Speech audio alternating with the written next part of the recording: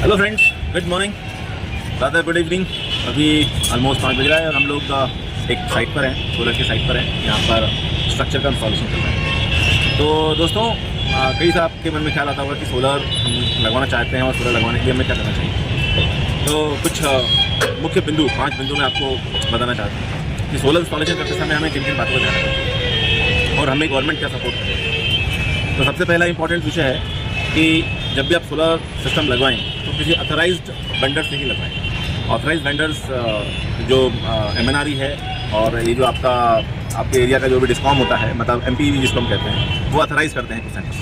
पहला विषय। दूसरा पॉइंट कि अथोराइजेशन के बाद हमें चेक करना चाहिए कि हमें गवर्नमेंट की तरफ से क्या सब्सिडीज अवेलेबल है और कौन वेंडर हमको प्रॉपर सब्सिडी और टाइमली सब्सिडी हमको अवेलेबल करवा के दे रहा है। ये सेकंड विषय हमारा बहुत इंपॉर्टेंट है। थर्ड है कि जो हमारा इंस्टॉलेशन होता है वो इंस्टॉलेशन किस तरह का होता है, उसकी क्वालिटी क्या है। जैसे मेरे सामने अभी आप जो स्ट्रक्चर देख रहे हैं या ये जो पूरा बैकग्राउंड में स्ट्रक्चर दिख रहा है आपको, तो ये प्रॉपर स्ट्रक्चर है, एक बहुत स्टैंडर्ड स्ट्रक्चर है। इसके बारे में आपको अपने वेंडर से बात करने की जरूरत है कि स्ट्रक्चर किस तरह का होगा और कैसा होगा। चौथा, स्ट्रक्चर अच्छा है लेकिन उसका इंस्टॉल कैसे किया जाए। अभी आप यहाँ पर देख रहे हैं, ये भी स्ट्रक्चर में सिविल वर्क चल रहा है, तो ये सिविल वर्क भी बहुत प्रॉपर तरीके से होना चाहिए। एक अच्छा रेशो से, जो कंक्रीट का रेशो है वो अच्छा रेशो होना चाहिए।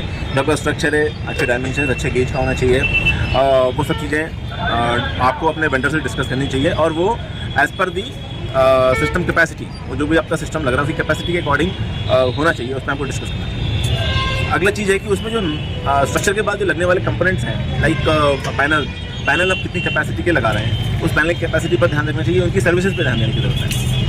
और क्या आपका जो सोलर वेंडर है वो आपको टाइमली सर्विस प्रोवाइड कर रहा है। लाइक इंस्टॉलेशन करने के बाद it is not one time purchase, जैसे कि हम लोग नॉर्मली जाते हैं और एक कार परचेज करके ले आते हैं और कार को हमें कोई भी वेंडर या कोई भी सप्लायर हमारे पास आता नहीं है, हमें उसके पास लेकर जाना होता है। लेकिन यहाँ पर स्ट्रक्चर आपके प्रेमाइसेज में इंस्टॉल्ड होता है, तो क्या आपका वेंडर आपको घर पर आकर प्रॉपर सर्विस दे पाएगा। इसलिए आपको उसका बैकग्राउंड चेक करना चाहिए। उनके जो क्लाइंट्स हैं, जो एक्स क्लाइंट्स हैं, उसके बारे में बात करनी चाहिए। तो वो आपको एक रिपोर्ट कार्ड करेंगे कि आपका जो वेंडर है वो कितना अच्छा है।